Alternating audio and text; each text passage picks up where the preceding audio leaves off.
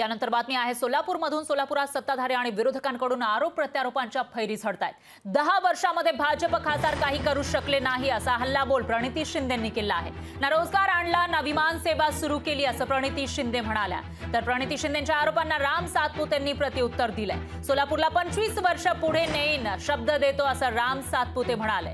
सोलापूर लोकसभा मतदारसंघात सत्ताधारी आणि विरोधकांकडून एकमेकांवर आरोप प्रत्यारोपांच्या फैरी सुरू आहेत। एकीकडे काँग्रेस उमेदवार प्रणिती शिंदे यांनी 10 वर्षांमध्ये भाजपच खासदार काहीही करू शकले नाही असा आरोप केला। तर या आरोपाला राम सातपुते जे महायुतीचे उमेदवार आहेत सोलापुरातून त्यांनी उत्तर दिलं आहे। पुढील 5 वर्षांमध्ये सोलापूरला 25 वर्ष पुढे नेईन शब्द देतो असं ते म्हणाले।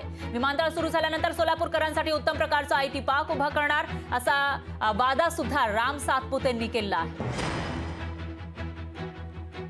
मागच्या 10 वर्षात या सोलापुरात जे भाजपचे खासदार होते त्यांनी काहीही या सोलापूरसाठी केलं नाही।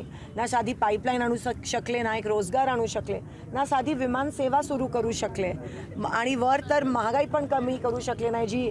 जे वचन आपल्याला दिलेलं की महागाई कमी करू किंवा 2 कोटी रोजगार उपलब्ध करून देऊ ते काहीही या ठिकाणी भाजप सरकारकडून झालं नाही आहे। आणि म्हणून आज जेव्हा त्यांचे उमेदवार येतात तेव्हा मागच्या 10 वर्षात काय काम केलं आहे ते दाखवू शकत नाही आहेत। आणि म्हणून जो प्रचार असतो त्याचं विषयांतर करून दुसरीकडे घेऊन जाण्याचा त्यांचं षडयंत्र आहे।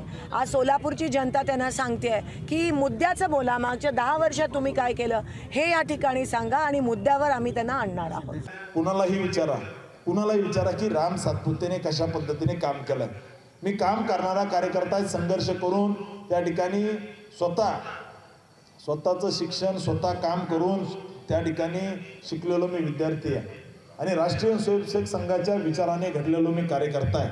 त्यामुळे माझी तुम्हाला विनंती आहे, या सोलापूरचं विजन काय माझं, तर सोलापूरमध्ये माझं पहिलं विजन आहे की काहीही झालं तर सोलापूरमध्ये जुलै एंडला किंवा ऑगस्टच्या फर्स्ट वीकमध्ये सोलापूरमधून विमान टेक ऑफ झालं पाहिजे आणि त्याच्यासाठी जीवाचं रान करेल, त्या ठिकाणी मोदीजींपाशी जाऊन बसेल आणि सोलापूरमध्ये काही झालं तर जुलै ऑगस्टमध्ये विमानतळ सुरू करेल। हा माझा सोलापूरकरांना शब्द आहे, वचन आहे आणि ते मी पूर्ण केल्याशिवाय राहणार नाही। लोकशाही मराठी ऐका, पहा, जागरूक रहा।